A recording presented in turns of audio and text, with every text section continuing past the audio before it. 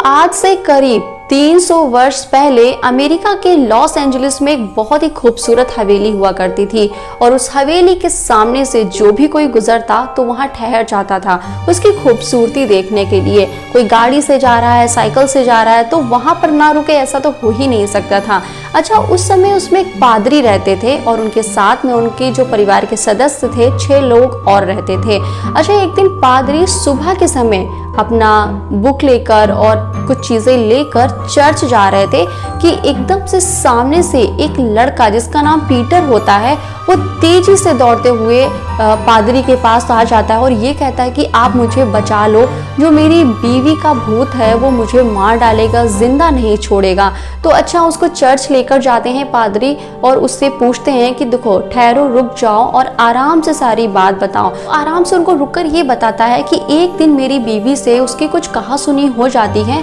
और उसी समय उसकी जो बीवी मारिया होती है उसको हार्ट अटैक आ जाता है और उसकी डेथ हो जाती है। अच्छा, बहुत ही ठीक ठाक तरीके से उसका वो अंतिम संस्कार भी कर देता है, पर उसके बाद जब वो घर आता है तो उसको मारिया का भूत घर में ही मिलता है और वो तरह तरह से मारिया का भूत यानी कि अपने पति पीटर को मारने की कोशिश कर रही थी, पर वो मार नहीं पा रही थी और उससे बचने के लिए पीटर को ये सोचता है कि वो जल्दी से दौड़कर चर्च में चला जाए तो हो सकता है कि भगवान ईश्वर उसकी जान को बख्श दें। ये सारी चीजें जब पादरी सुनते हैं तो अपने गले से एक माला उतार कर और थोड़ा सा जो जल होता है भगवान के नाम से उसके ऊपर छिड़क देते हैं। उस माला को पीटर को पहना देते हैं और ये कहते हैं कि देखो पीटर, अब तुम घर जा सकते हो, सुकून से सो सकते हो, कोई तुम्हारा कुछ नहीं बिगाड़ पाएगा और अभी मुझे किसी काम से जाना है, मुझे किसी ने बुलाया है तो मैं वहां जा रहा हूँ। अच्छा, इतना पीटर जब गले में माला का धारण कर लेता है तो बहुत ही आराम से वो घर चला जाता है। जब घर जाता है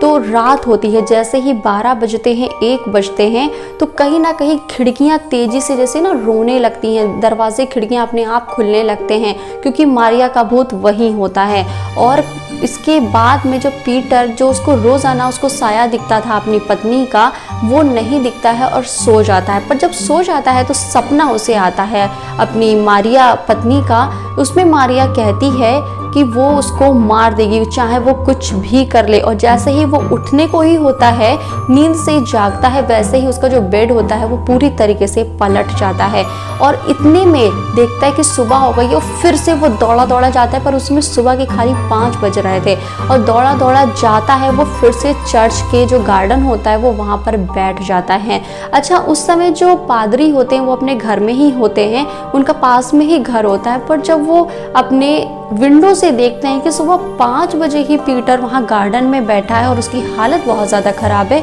तो पादरी क्या करते हैं, अपने घर से बाहर आ जाते हैं और पूरी बात को पूछते हैं कि पीटर क्या हुआ, मैंने तो तुमको माला दी थी, तुमने धारण की या नहीं। तो देखते हैं वो गले में ही होती है। वो सारी चीज़ें बताता है कि बेड पलट गया, मेरे साथ ऐसा हुआ, डरावनी आवाज़ें, यानी मारिया का भूत अभी भी उस घर में है। ये सारी चीज़ें पीटर पादरी को बता ही रहा था कि तब तक गार्डन में मारिया की आत्मा आ जाती है और उस आत्मा से बचने के लिए पीटर क्या करता है, पादरी के पीछे जाकर छुप जाता है और इतने में पादरी गंगा जल को छिड़क देता है मारिया के ऊपर और मारिया की आत्मा जो होती है वो जलने लगती है और इधर उधर भागने लगती है। अच्छा, इतने में ही जो पादरी का बेटा होता है जिसका नाम सेमी होता है वो बाहर निकल आता है। तो मारिया की आत्मा क्या करती है, वो सेमी में ही चली जाती है और उसको खींच कर पेड़ पर लेकर चली जाती है और डरावनी आवाज में बोलती है कि अब पादरी, तुम्हारा जो बच्चा है वो बचने वाला नहीं है। अच्छा, इतने में बेचारा पादरी क्या करता, वो हाथ जोड़कर विनती करने लगता है कि वो उसके बेटे को छोड़ दे,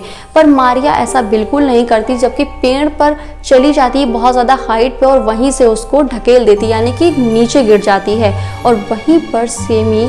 खत्म हो जाता है, वो मर जाता है। और इतना ही नहीं कि इतना सब कुछ जब बवाल मच रहा था कि अचानक से जो पादरी की जो वाइफ होती है वो भी बाहर आती है और इतने में मारिया उसमें भी घुस जाती है और उसको भी कहीं ना कहीं ऊंचाई से नीचे डालकर मार देती है। अब यहाँ पर कुछ ही मिनट की ही बात थी कि उसका बेटा, उसकी बीवी दोनों एक साथ मरी अवस्था में पड़े होते हैं और ये देखकर बिल्कुल ही निशब्द हो जाता है। पादरी फूट फूट कर वहीं रो रहा होता है और पीटर उसके सामने हाथ जोड़कर माफी मांग रहा होता है, कहता है कि ये सब मेरी वजह से हुआ। तो पादरी ये चीज समझ चुका था कि कहीं ना कहीं मारिया के साथ में बहुत कुछ बुरा हुआ था, जिसकी वजह से मारिया ने ऐसा किया। इतने में ही मारिया की आत्मा फिर आती है और पादरी को ये कहकर चेतावनी देती है कि तुमने गलत व्यक्ति का साथ दिया, तुमने मेरे ऊपर जो जल का छिड़काव किया वो एक गलत आदमी की वजह से किया, तुम इस व्यक्ति को नहीं जानते कि इसने ही मुझे मारा है।